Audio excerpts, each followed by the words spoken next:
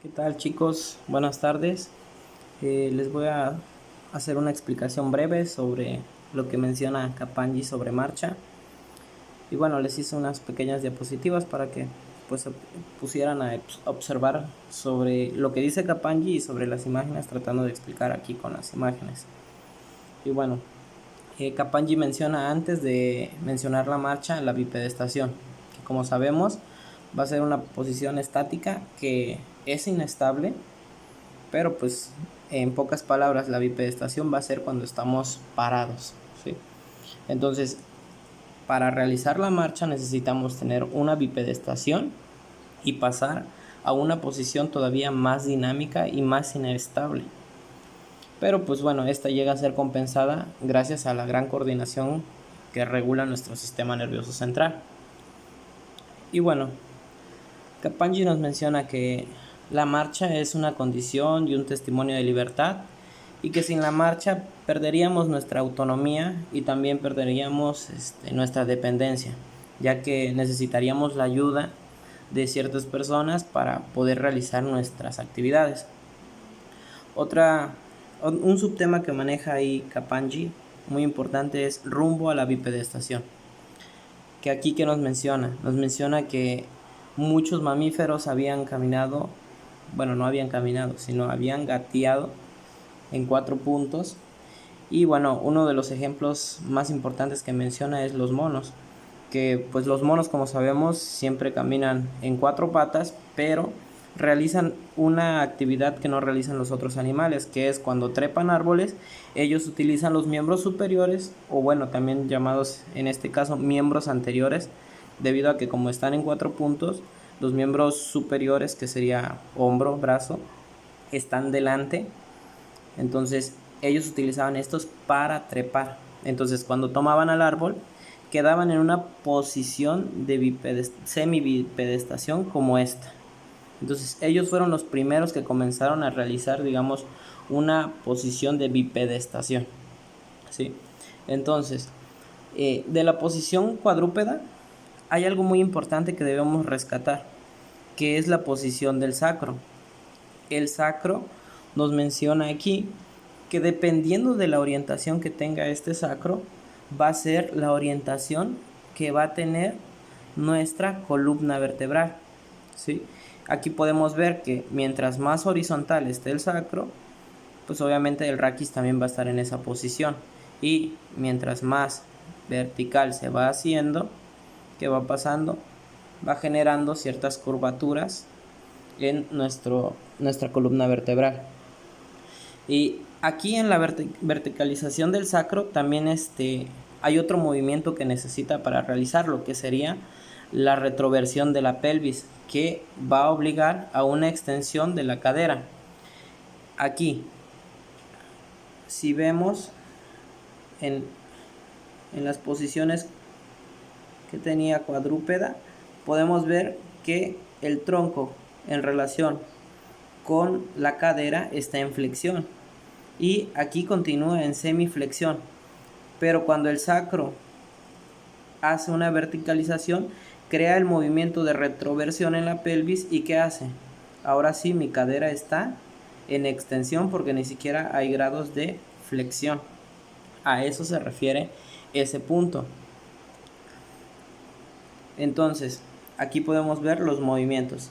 Tenemos los movimientos de retroversión, anteversión y bueno, las curvas correctas. Esto podríamos decir que es como una evaluación de la postura, pero bueno, vemos que el movimiento de la posición de la cresta ilíaca va a importar mucho en cuanto a la postura. En este caso, vemos que dependiendo si nuestra cresta ilíaca está en eversión o nuestra pelvis, ¿qué va a pasar? El sacro está más horizontal, y si nuestra pelvis hace una retroversión, la cresta ilíaca se va hacia atrás, el pubis podemos decir que se va hacia adelante, pero el sacro, ¿qué hace? El sacro queda más vertical y esto da cierta curvatura. En cambio, cuando el sacro está casi horizontal, ¿qué es lo que pasa? Se crea una hiperlordosis y una hipercifosis. Entonces, la posición del sacro, que cambió de cuando veníamos de 4 puntos hacia bipedestación, que sería parado, cambia completamente las curvaturas de nuestra columna vertebral. Capanggi nos menciona que si la elongación no es suficiente, la retroversión no va a ser completa. Entonces, si la retroversión no es completa, ¿qué es lo que sucede? Obviamente se va a quedar entre este punto y este punto. Pero ¿qué pasa cuando hay poca anteversión? Pues nos genera hiperlordosis. Entonces nos menciona que cuando el sacro se mantiene inclinado a 45 grados, de ahí va a salir una hiperlordosis que afectará a las demás curvaturas de nuestra columna vertebral. Así como lo podemos ver en la imagen del medio. Que si tenemos una anteversión, ¿qué pasa? Creamos hiperlordosis y también afectamos a la curvatura que va arriba de esta, ¿sí? Capanggi nos menciona estas imágenes, nos las muestra estas imágenes de abajo, que podríamos ver esto más representado en estas tres. Que aquí se puede ver cómo la curva, la posición de nuestro sacro va a cambiar, y entre más vertical esté, menos afecciones va a tener nuestra columna vertebral. Pero sabemos que el sacro se articula con nuestra pelvis, entonces el movimiento de pelvis también afecta al sacro y también afecta a las curvaturas. Entonces nuestro sacro y nuestra pelvis, dependiendo si está en anteversión o retroversión, va a crear problemas en la bipedestación y obviamente también en la marcha. Entonces podemos ver que el sacro es muy importante y que puede influir mucho en nuestra columna vertebral. Bueno, el siguiente subtema nos menciona el milagro de la bipedestación. ¿Por qué menciona el milagro? Porque Capanggi y muchos autores nos menciona, ¿es normal la bipedestación? No, no es normal. ¿Por qué? Porque si la comparamos con un edificio, esta no podría mantenerse. Digamos, un edificio con la forma del cuerpo humano no podría mantenerse, no se mantendría por mucho tiempo. Entonces, nos menciona que representando un edificio, hay eminentemente 3 inestabilidades grandes por las que podría derrumbarse el edificio. Uno es el que nos menciona aquí. La superficie de la base de apoyo es limitada en relación a la altura. La parte superior es más ancha y voluminosa que la parte inferior y su base no está totalmente anclada al suelo. Entonces, hablando de la primera, dice, la superficie de la base, les mencionaba, perdón, se trabó por la batería. En la superficie de la base de apoyo es limitada en relación a la altura, se refiere a que si vemos la complexión de nuestro cuerpo es muy alta para la base que tiene, que serían los pies. Entonces es muy pequeño para que un edificio salga como este que tenemos acá. Entonces obviamente no resistiría. La siguiente, la parte superior es más ancha y voluminosa que la parte inferior, también lo representa aquí. Entonces nosotros tenemos los hombros un poco más anchos que nuestra base, y pues obviamente todo el torso del cuerpo es mucho más ancho que nuestra parte inferior, y su base no está totalmente anclada al suelo. ¿A qué se refiere esto? A que pues, como saben, los edificios cuando se realizan necesitan poner cimientos profundos para que soporte la altura del edificio. Entonces nosotros no tenemos ese soporte anclado, e incluso en nuestra base de sustentación, cuando nuestros pies tocan, pues sabemos que tenemos el arco plantar y solamente tocan las cabezas de metatarsiano, los dedos y nuestro talón. Entonces por eso menciona ahí mucho el milagro de la bipedestación, porque no tendría que ser normal, pero es capaz nuestro cuerpo de lograrlo. Y bueno, ¿esto por qué se logra? Debido a que, como ustedes ya sabían, les quedó de tarea lo del centro de gravedad. Entonces nosotros tenemos el cuerpo estable porque la vertical de nuestro centro de gravedad cae en el polígono de sustentación. El polígono de sustentación también es llamado base de sustentación. ¿Qué es la base de sustentación? Pues bueno, la base de sustentación va a ser la que está limitada por los márgenes externos de pies y lo que queda entre ellos. Entonces podríamos decir que este cuadrito verde que pone Kappanji, atravesando de todos los límites externos, que serían los dedos hacia atrás, en la parte externa del pie, en el talón, y todo lo que queda entre ellos, eso sería nuestra base de sustentación.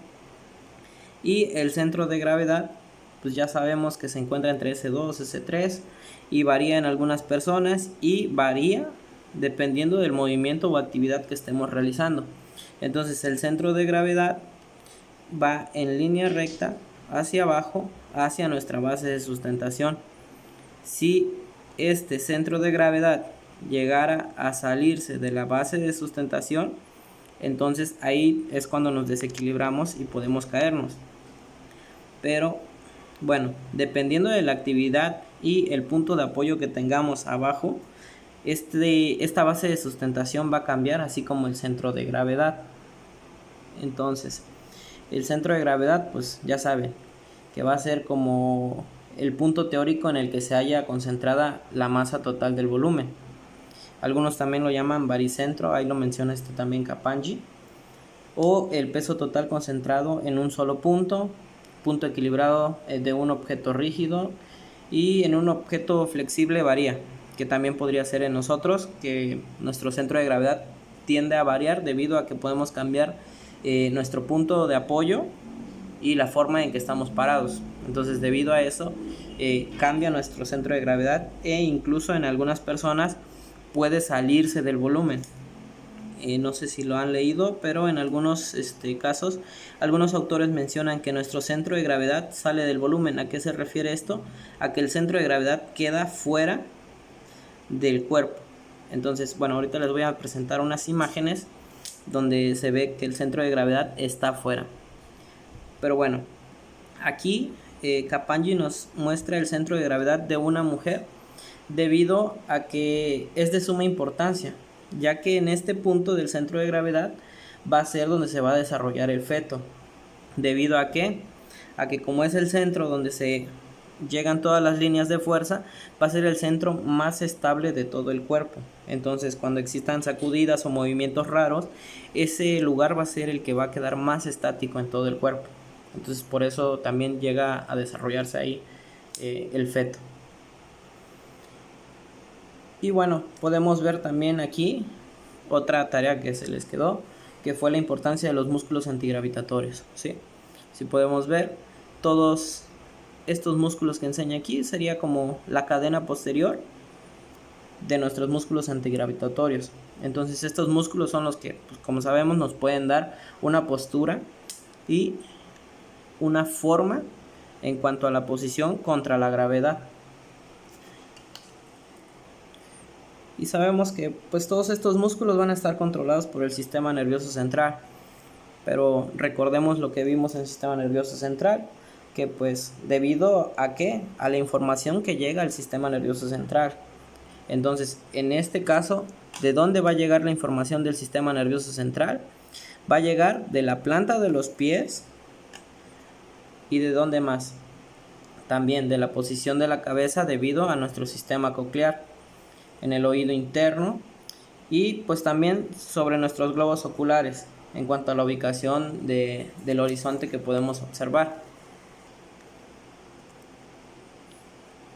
Ahora, lo que les mencionaba, el centro de gravedad se puede mover dependiendo de la actividad que estemos realizando. Como pueden ver, al desplazar el cuerpo hacia abajo, el centro de gravedad también se puede salir del volumen y desplazarse hacia abajo. ¿Esto con qué fin? Con el fin de que aquí se concentren las fuerzas y no nos caigamos. En este caso también el centro de gravedad se desplaza más adelante para que quede en un punto, digamos, medio del cuerpo, y no se vaya ni hacia adelante ni hacia atrás. Y también en este podemos observar que aunque nos hagamos hacia atrás y nos paremos con los talones, el punto de gravedad se desplaza hacia adelante. ¿Para qué? Para concentrar el peso hacia adelante y no irnos hacia atrás. Otro punto importante que maneja Kappanji es el paso inicial, que aquí ya podríamos decir comenzamos con lo que es la marcha.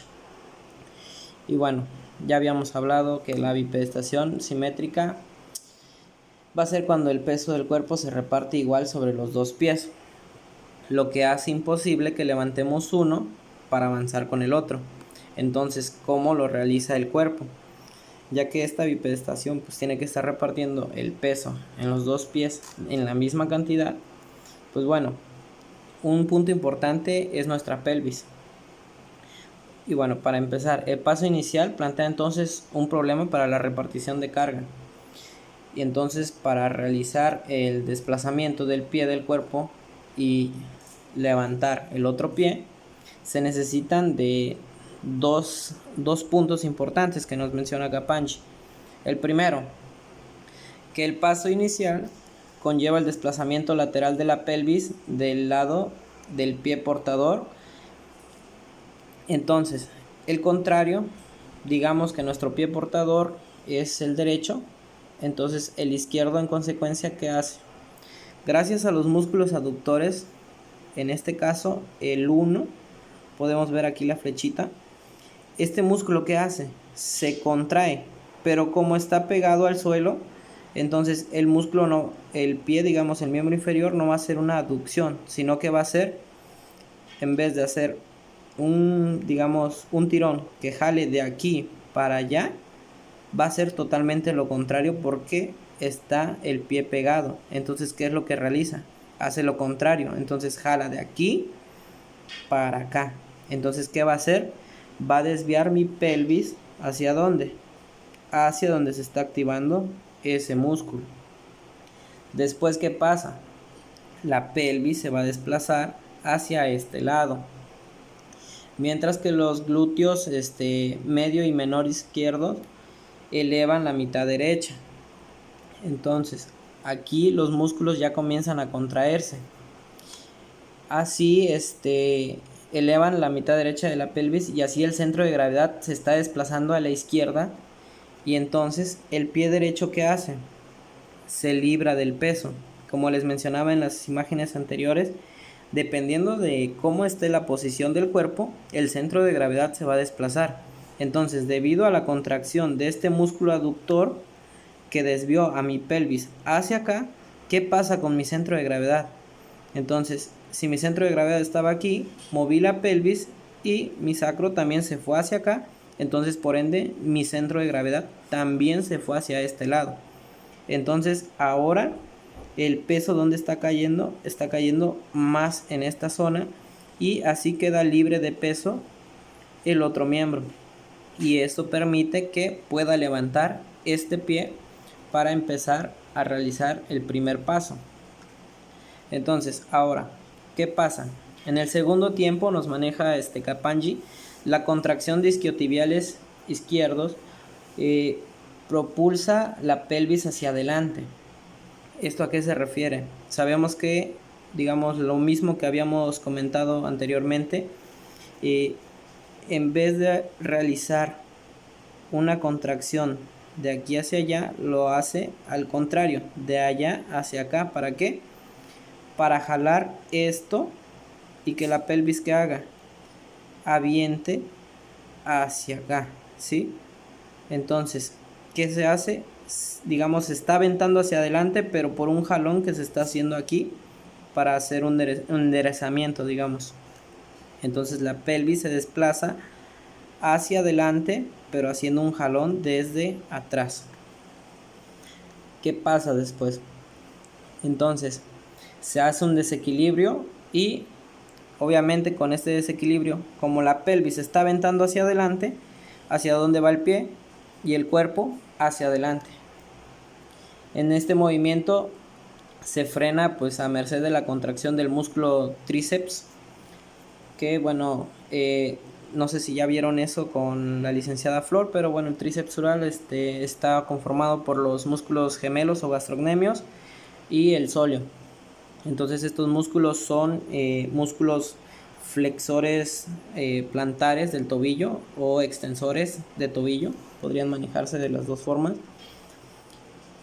Entonces ya cuando pasa esto, debido a que los músculos tríceps están haciendo, digamos, una extensión, limita la flexión del tobillo izquierdo. El tobillo obviamente no puede hacer una flexión, digamos, dorsal, porque los músculos de atrás se están contrayendo. Y simultáneamente los flexores de cadera, ¿qué van a hacer? Pues obviamente se van a contraer para aventar el pie hacia adelante. Entonces, en este punto, aquí, en el 9, aquí están los flexores de cadera, van a actuar para jalar a este músculo para que, digamos, la pierna se vaya hacia adelante. Y bueno, ¿esto qué hace? Crea que una propulsión ¿de quién? De nuestra rodilla hacia adelante. ¿Sí? Después, ¿qué pasa? Aquí los flexores del tobillo elevan la punta del pie para sobreelevarlo. Entonces, aquí en este punto, esta punta del pie se levanta, ¿sí? Ya actuó mi flexor de cadera que envió a mi rodilla hacia adelante y simultáneamente está levantando la punta del pie. ¿Para qué? Este es un punto muy importante. La elevación de la punta del pie es para que no roce con el suelo, ya que esto no va a dejar que avance y pues obviamente se va a tropezar con la punta del pie, lo que va a provocar una caída. Entonces, la punta es muy importante elevarla, e incluso cuando no se levanta es denominada una marcha en este patch, que sería una marcha patológica. Entonces esta marcha es dificultosa y pues sabemos que va a ser debido a una parálisis de ¿qué? ¿Quién está levantando la punta del pie? El flexor, ¿sí? Que en este caso sería el tibial anterior, quien estaría levantando la punta del pie. Entonces si yo veo una marcha en este patch, lo más seguro es que tenga una parálisis de el tibial anterior. Y hablando de la marcha en este patch, no sé si se alcanza a ver ahí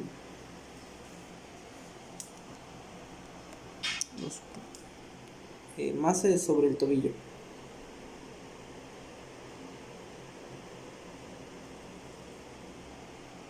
Bueno, en dado caso que no se logre ver, me dicen para enviarles un video con una marcha en este patch.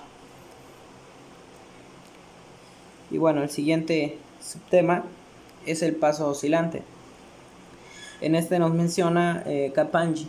¿Qué va a pasar en este paso oscilante?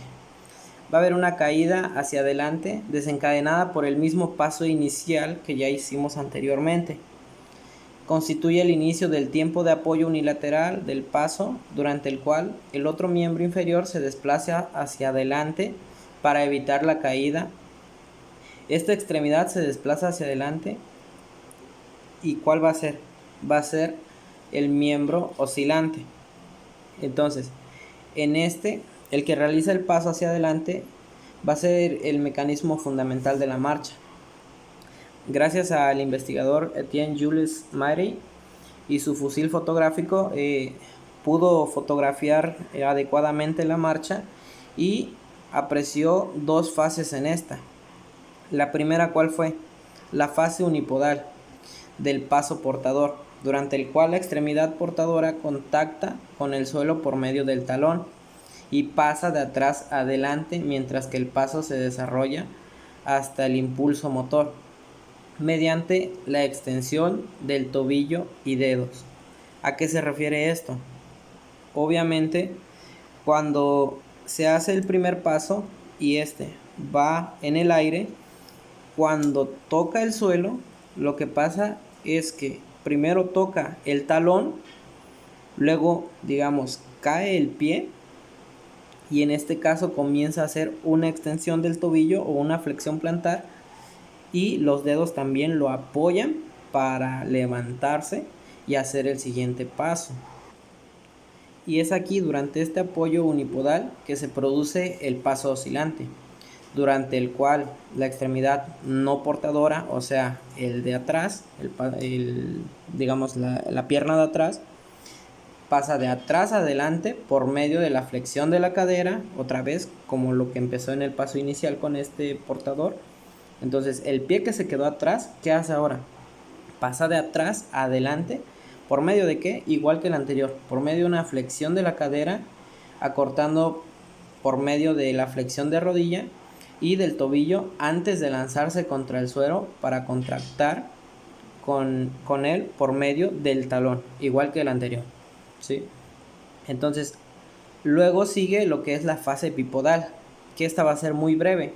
Comienza antes de que el miembro portador posterior despegue del suelo y al final del impulso motor. Entonces, voy a tratar de ejemplificarles esto un poco. Bueno, para representarles las fases, hablamos de la primera fase, la fase unipodal. ¿Qué dijimos?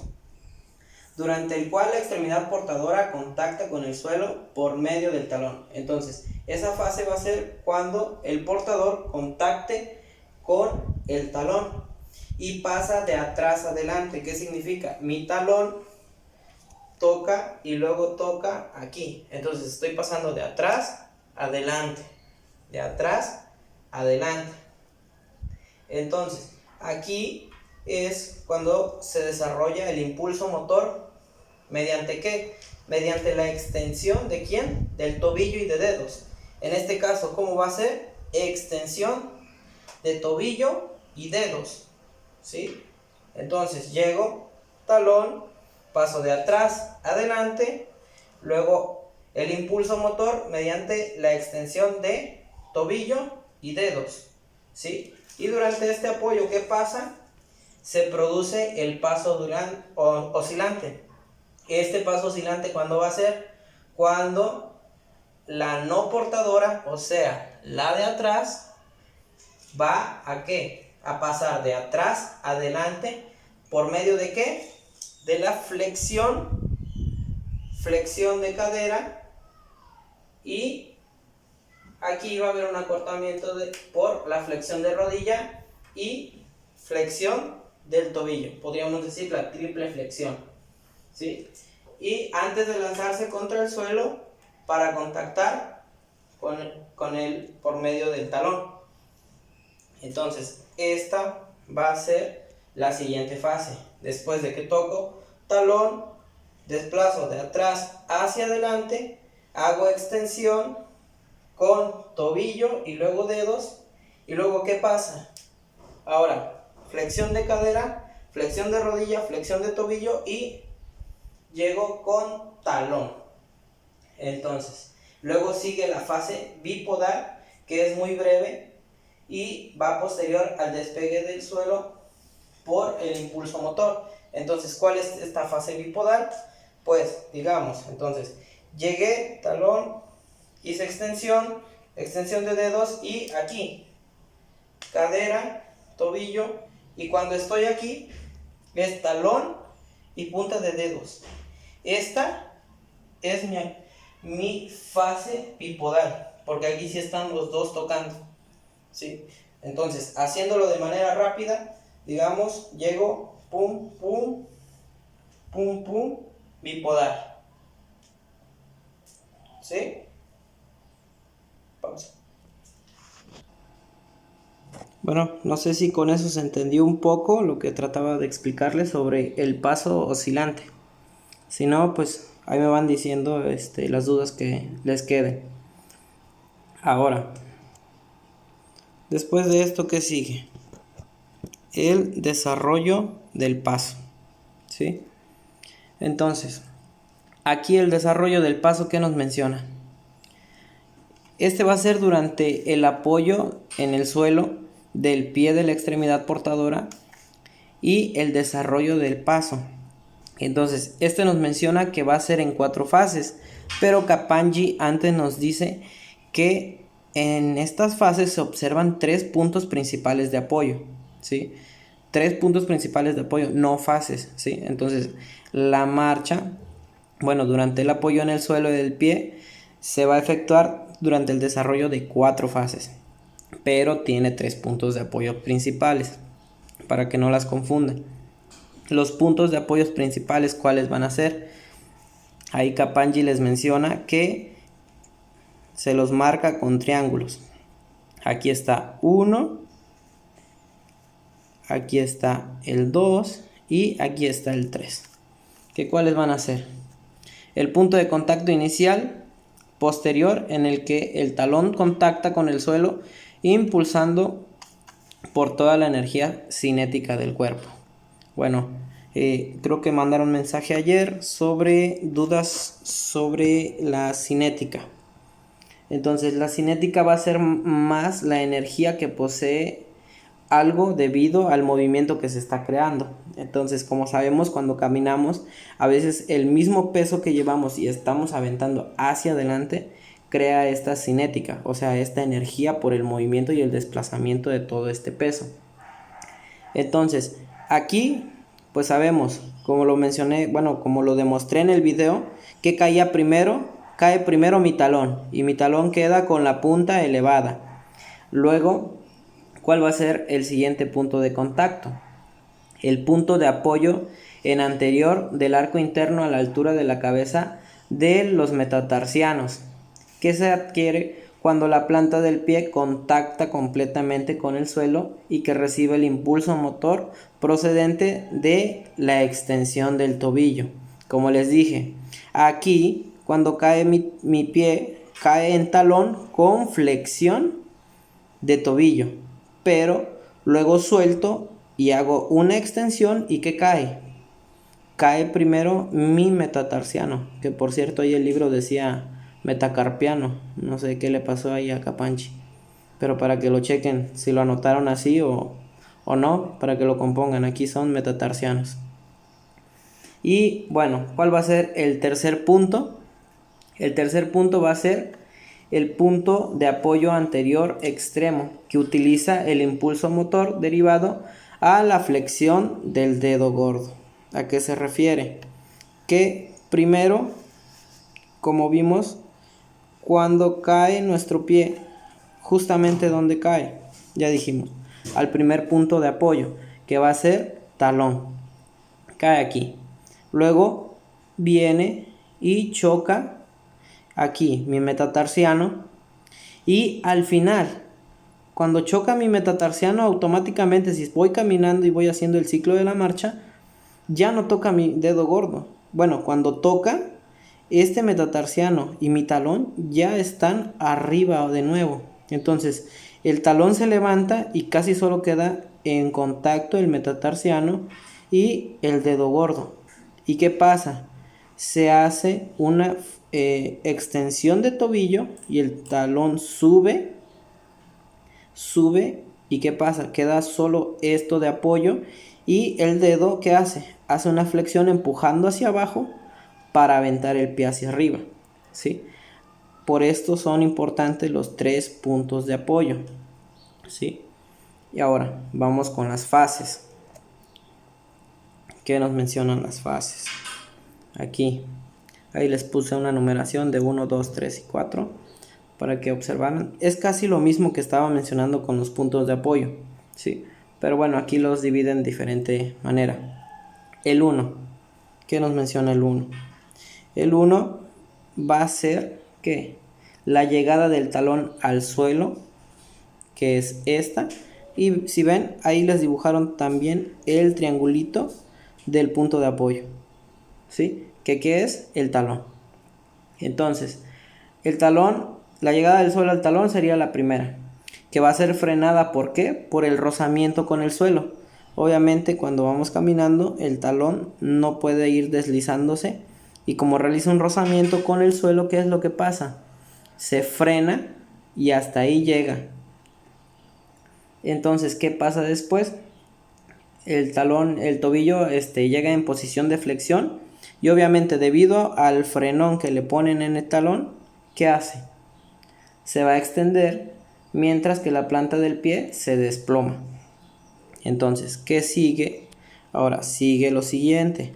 Aquí ya está el segundo contacto, ¿sí? Entonces aquí ya existe un aplanamiento de la planta del pie y de la bóveda plantar. ¿Debido a qué? A que ya está recibiendo todo el peso del cuerpo, mientras que el miembro portador pasa a su posición de posterior a anterior, ¿sí? Digamos, el otro pie en este punto, en el 2, mientras está cargando todo el peso, porque ya tiene los dos puntos de apoyo, el otro ya está volando y haciendo la oscilación para dar el siguiente paso, mientras este está estático aquí. Y ahora, ya cuando el siguiente pie ya tocó con talón y ya hizo la bóveda plantar, ahora ¿qué va a hacer? Sigue el siguiente. El primer impulso motor bajo la potente contracción del tríceps sural, que ya les dije, son los gemelos y el sóleo. Entonces, ¿qué hacen estos? Hacen extensión de tobillo. Entonces podríamos representar la fuerza de tríceps sural con esa flechita azul que tiene ahí. No sé si la alcanzan a ver. Esta flechita azul nos está demostrando que el tríceps sural está jalando de arriba hacia abajo. De acá está jalando para allá. ¿Para qué? Para levantar el talón y hacer una extensión del pie. Ahora, ¿qué sigue después? Ahora, ya que se está haciendo la extensión, ¿qué sigue? Sigue el segundo impulso motor por los músculos flexores de los dedos, especialmente el del dedo gordo, que cuál sería el flexor largo del dedo gordo, mientras tríceps sural mantiene la contracción. ¿Para qué? Para que el tobillo se mantenga en extensión, mientras que ya lleva un impulso y aquí ya está el tercer punto de apoyo. Y aquí el dedo gordo, ¿qué va a hacer? Va a empujar hacia abajo. ¿Para qué? Para aventar el pie hacia allá, ¿sí? Y así dar el paso y volver a empezar con el 1. Caer en talón, volver a caer toda la planta, hacer una extensión y llegar al dedo gordo y utilizar también el músculo flexor del dedo gordo, ¿sí? Y ya otro punto que mencionaba Kapanji eran los pasos. En los pasos mencionaba, los dividía en dos, que era el paso completo y el medio paso. El paso completo, que a veces se tiende a confundir, porque muchas personas piensan que el paso completo es cuando, digamos, el otro pie se mueve y hasta donde llegaste. Y no, ese sería un medio paso. Entonces el paso completo se va a definir por la separación entre huellas del mismo pie. Significa que si yo voy caminando donde pisé con el pie derecho, hasta que vuelva a pisar con el pie derecho, ese sería un paso completo. Entonces, un medio paso, ¿qué sería? Cuando voy caminando y mi paso derecho pisa y el paso izquierdo pisa. Entonces la distancia entre estos sería mi medio paso, ¿sí? Y el paso completo sería el mismo pie y medio paso sería el pie con el pie contrario, hasta donde llega, ¿sí? Esa sería como la mayor diferencia. Y por último, estas imágenes sobre la pelvis que nos menciona las oscilaciones de la pelvis. Aquí, ¿qué podríamos observar? Pues las oscilaciones de la pelvis van a ser los movimientos, ¿sí? Que esta va a ser, como dice, oscilaciones. Si ustedes ven las líneas, está haciendo unas oscilaciones. ¿Pero a qué se debe? Debido a que los movimientos del miembro inferior se traducen necesariamente en movimientos de la pelvis, en este caso en oscilaciones. Y la pelvis va a experimentar oscilaciones en dos planos y si las pueden ver ahí, van en, digamos, vertical y horizontal, marcadas ahí en rojo, en la parte de en medio, ¿sí? Porque se tiende a confundir en donde están los huesos, el rojo y el azul. Entonces, en este caso, las rojas son las que van arriba y hacia abajo, ¿sí? Y las azules van hacia un lado y hacia el otro. Aquí un punto importante. No sé si recuerden cuando les estaban explicando Lokomat, les dijeron que el Lokomat que tenían ahí en Guerrero era el único que tenía oscilación lateral de la pelvis. Entonces a esto se debe, ¿sí? Cuando están haciendo una reeducación de marcha con Lokomat, Lokomat sí tiene estas oscilaciones azules, digamos, ¿sí? Por eso es un poquito más especial el Lokomat. Y bueno, sobre esto, las oscilaciones laterales, bueno, como les dije, van a ser las de plano horizontal, digamos de un lado al otro, como si hiciéramos hula hula. Y las verticales van a ser en plano sagital, o sea, de arriba hacia abajo.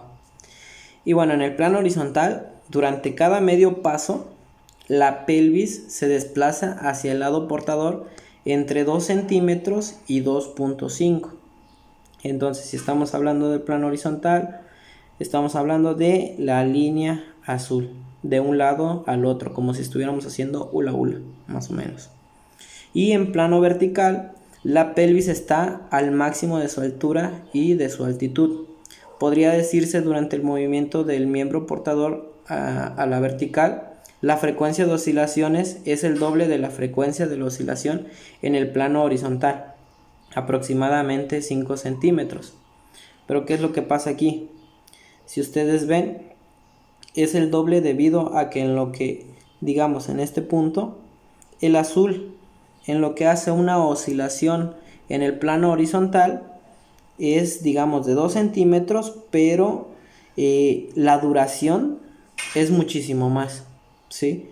Entonces, tal vez aquí sean 5 centímetros en la vertical, en la que va hacia arriba y hacia abajo, pero es demasiado rápido. Entonces sube y baja rápido y vuelve a subir y bajar, pero en esas subidas y bajadas, en lo que hicieron dos, la lateral solamente hizo una, ¿sí? Ahí es la mayor diferencia sobre las oscilaciones laterales y verticales que maneja sobre la pelvis, ¿sí?